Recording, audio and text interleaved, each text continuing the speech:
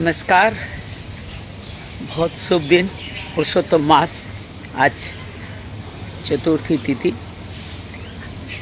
ये अद्भुत मास है साहब। पुरुषोत्तम, पुरुषों में सबसे उत्तम श्री भगवान विष्णु की कृपा पाने का मास है। 15वां अध्याय पुरुषोत्तम योग, श्रीमद् भागवत, श्रीमद् गीता का पढ़ना इन दिनों में बड़ा ही अद्भुत कार्य देता है। श्रीमद् गीता पढ़े, श्रीमद् भागवत पढ़े, कोई भी रामायण पढ़े, रामचरितमानस पढ़े, किसी भी ग्रंथ का इस मास में उच्चारण करना हम सबको अल्टीमेटली भगवान की कृपा के पास लाता है। जिससे भगवान की अलग अलग माध्यम रूप बनाए गए हैं, जिनके माध्यम से हम हमारे जीवन में इस पुरुषोत्तम मास में अति शुभ कार्य में लीन होते हुए भगवान की कृपा प्राप्त कर सकते हैं। इसी शुभ मास में 24 मई को गंगा दशहरा आने वाला है, निर्जला एकादशी आने वाली है।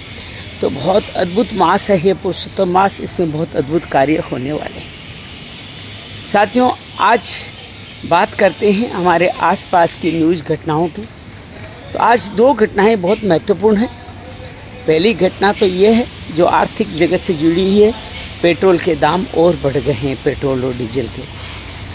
पूरे विश्व में जो वैश्विक संकट है उसके लिए भारत कतई जिम्मेदार नहीं। पूरे विश्व की एक व्यक्ति की महत्वाकांक्षा ने पूरे विश्व को संकट में डाला है और वो व्यक्ति इससे भी कमाई कर रहा है। लेकिन पूरा विश्व कितना कमज़ोर हो गया है कि एक व्यक्ति तानाशाह बन करके पूरे विश्व पे अपना प्रभाव डाल रहा है। जो उसका विरोध करने में सक्षम व्यक्तित्व है, रूस और चीन और यूरोप जैसे, जापान जैसे लोग, वो लोग भी शांत बैठे हैं, वो भी कुछ नहीं कर रहे हैं। यूरोप थोड़ा बहुत अपना समर्थन नहीं कर रहा, लेकिन उसका विरोध भी नहीं कर पा रहा। चाइना और रूस उसके स्वाभाविक विरोधी हैं, लेकिन उनको भी इस अमेरिका के युद्ध से फायदा दिख रहा है।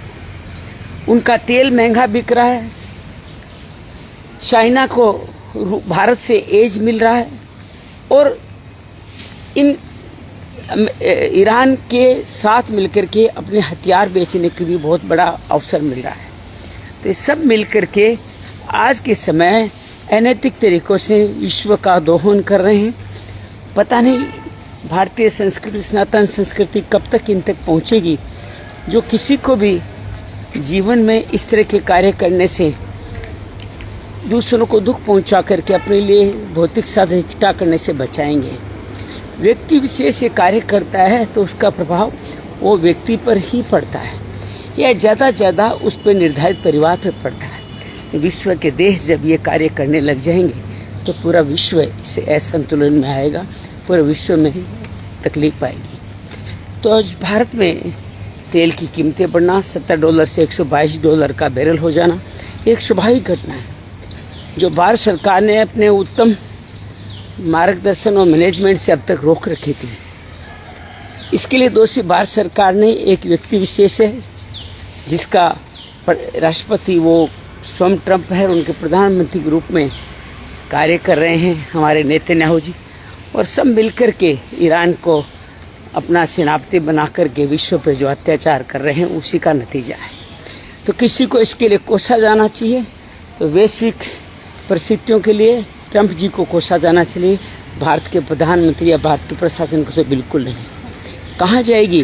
बहुत पहले ही प्राइवेटाइजेशन हो चुका है तेल को।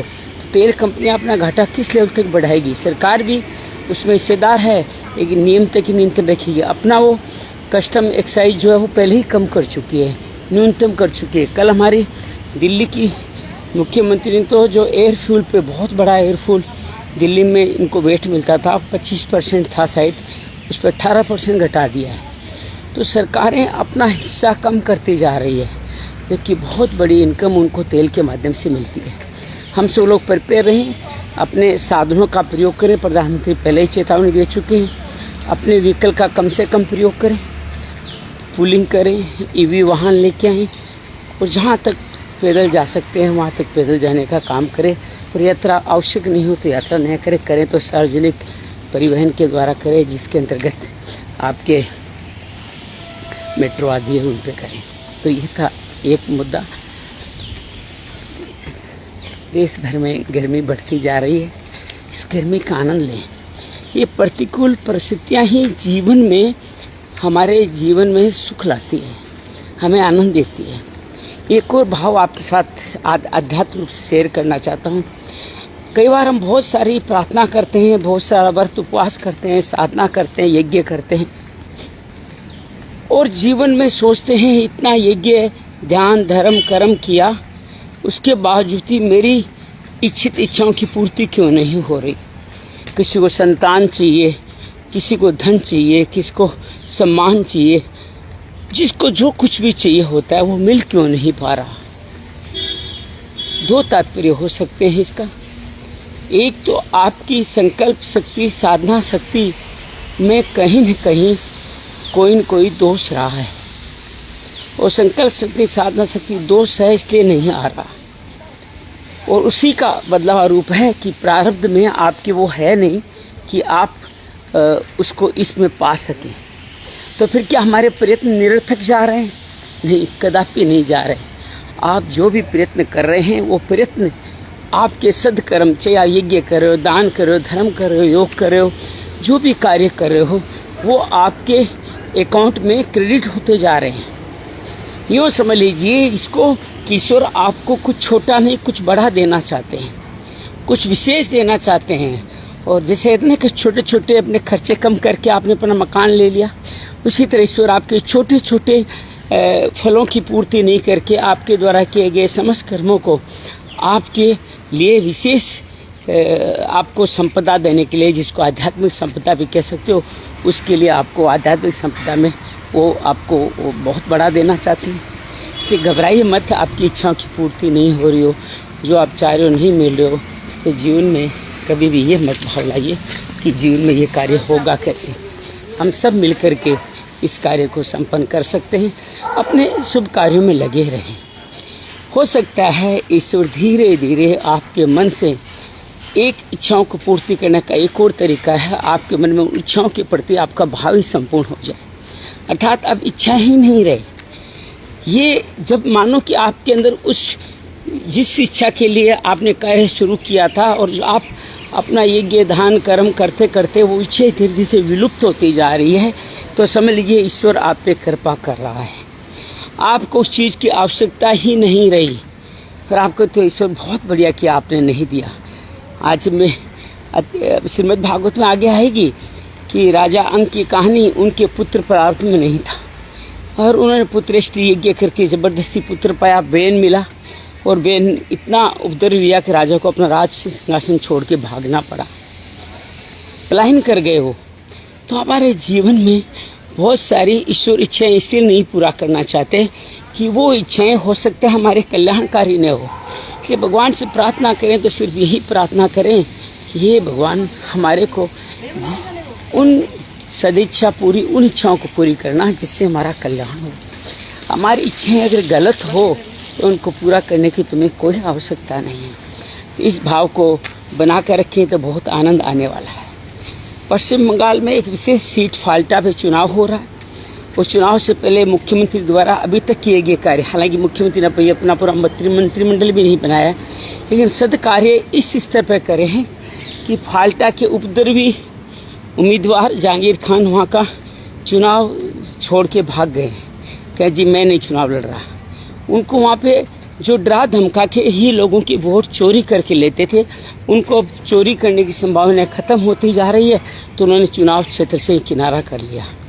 अर्थात एक बहुत महत्वपूर्ण सीट अब जहाँ से भारतीय जनता पार्टी के पक्ष में 207 से 208 होने वाली है, जिसका चुनाव कल होने वाला है। तो ये खबर भी निगाह में रखिएगा, ये खबर भी निगाह रखने लायक है कि जिसके हिसाब से एक खबर बनी रही है।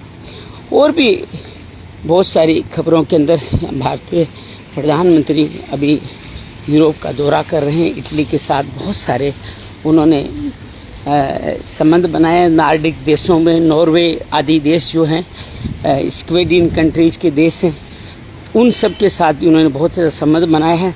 बहुत सारी आलोचनाएं हो रही है कि संवाददाताओं से बात नहीं करे। अरे वो बात कर ही सकते हैं, कोई तकलीफ नहीं है उनको करने से। बस उन्होंने एक भाव बना रखा है कि बस सेवा कार्य करते चलो। क्या बात कर लेंगे तो क्या आप उनसे ऐसा पूछ लेंगे जिसका जवाब नहीं देने वाले। मेरा ख्याल है मोदी जी को ये इच्छा भी सबकी पूर्ति करनी चाहिए और एक खुलेआम आकर के इस तरह की बात कहनी चाहिए जिससे बातों को आप अच्छी तरह समझ सकें। दिल्ली के इंफ्रास्ट्रक्चर में एक बड़ा 2-3 बड़े निर्णय हो रहे हैं। दिल्ली में भारतीय जनता पार्टी की मुख्यमंत्री रेखा जी ने एक बड़ा निश्चय सनातन धर्म के लिए लिया है। हम सब लोग अपने घरों में बहुत सारी मूर्तियाँ, तस्वीरें खंडित हो जाती है तो हम उनका अपमान नहीं कर सकते, उनको कचरे में नहीं फेंक सकते। हमने फिर माध्यम बनाया, या तो नदी में विसर्जन कर देते हैं या फिर पीपल के पेड़ आदि के नीचे रख देते हैं।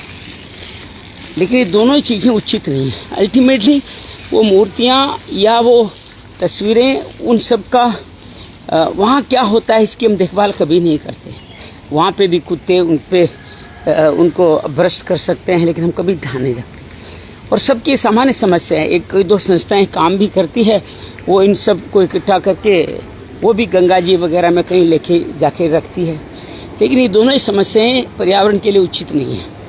अब मुख्यमंत्री ने पूरे दिल्ली भर में इसके लिए कलेक्शन सेंटर खोल रही है और कलेक्शन सेंटर के माध्यम से इनको कलेक्ट करके अल्टीमेटली वो इनका रिसाइकल करके दोबारा मूर्तियों बनाने आदि में इसका यूज करेगी, जो बहुत अद्भुत है। ऐसा ही सभी शिवालयों में जो दूध विसर्जित किया जाता है उसके लिए भी हर मंदिर शिवालय के द्वारा दूध का चढ़ाने के बाद की जो ऐसी कुछ व्यवस्था बनाएं कि वो दूध एक जगह इकट्ठा हो, उसका कहीं सदकार्यों में यूज हो। तो हमारी संस्थान धार्मिक प्रक्रियाओं के द्वारा जो भी कार्य किए जाते हैं उनके द्वारा विश्व का कल्याण हो, ये भाव हमारे अंदर बना रहे तो बहुत कल्याण होगा। मुंबई जयपुर एक्सप्रेस हाईवे दिल्ली से जयपुर और आगे जाके थोड़े दिनों बाद मुंबई तक खुल जाएगा तो बहुत बड़ा साधन बनने वाला है। लेकिन इस साधन के साथ साथ अभी रास्ता अधूरा था, वो रास्ता पूरा हुआ है। अभी डीएनडी से एक सुंदर फ्लाईओवर बन गया है जिससे डीएनडी सीधा आप एक्सप्रेस हाईवे में चढ़ पाएंगे। दिल्ली का गुड़गांव का प्रेशर ख़त्म होगा और बहुत सारा ट्रैफिक का जो प्रेशर था वो भी ख़त्म हो जाएगा। तो ये देश के लिए बहुत अच्छी न्यूज़ है। मैं दिल्ली से बाहर जब जाता हूँ तो बहुत सारे टनल देखता हूँ जिसके माध्यम से कार्य होता रहता है। दिल्ली में फ्लाईओवर इसलिए नहीं बन सकते कि सब मेन रोड पे मेट्रो ऊपर बन गई है, तो ये बड़ा अच्छा नहीं लगता था कि दिल्ली में अगर मेट्रो इनसाइड बनती तो एक तो नॉइज पोल्यूशन कम होता, लोगों की प्राइवेसी बनी रहती और ऊपर फ्लाईओवर ही बन पाते। लेकिन इस गलती को अब सुधारा जा रहा है कि टनल बनाई जा रही है, विशेष तौर से तालकटोरा से गुड़गांव तक एक ऐसी टनल बनाई जा रही है और बनने से ये रास्ता जो 1 घंटे का रास्ता था 15-20 मिनट में ही बीत जाएगा। ऐसे सुंदर इंफ्रास्ट्रक्चर के कार्य हो रहे हैं। लोग सोच सकते हैं कि अभी इकोनॉमी विपरीत अवस्था में है, लेकिन विकास कार्य अभी भी चल रहे हैं। विकास कार्य चलते रहे, इस सब के लिए हमें अपने टैक्सेस का सरकार के प्रति जो जिम्मेदारी है उसका भुगतान करते रहना चाहिए। दिल्ली में आग लगने की घटनाएं बढ़ रही है। कृपया अपने घर के आसपास सावधान रखें। एसी को कब तक कितनी देर तक चलाना है बार बार बंद कर रहे हैं, यहाँ उसमें स्लीप मोड लगा के रखें ताकि आपकी बिजली बचे और कभी आग लगने जैसी कोई खतरनाक अवस्थाएं न बने। एक और विषय पे मैं विशेष बात करना चाहता था, दिमाग में वो विषय था लेकिन कहीं कहीं विषय वो अभी रिक्त हो गया, अभी ध्यान नहीं रहा।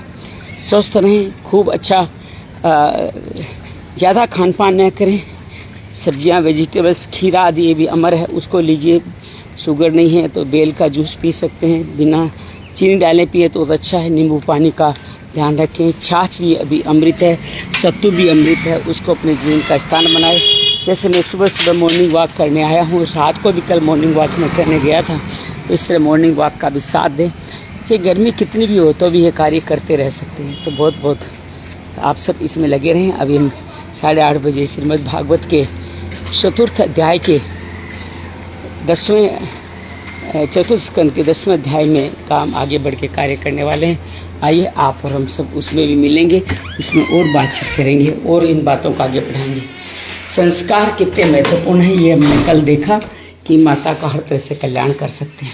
आइए चलते हैं अपने संस्कारों की इस गंगा में। मंगल हो, मंगल हो, मंगल।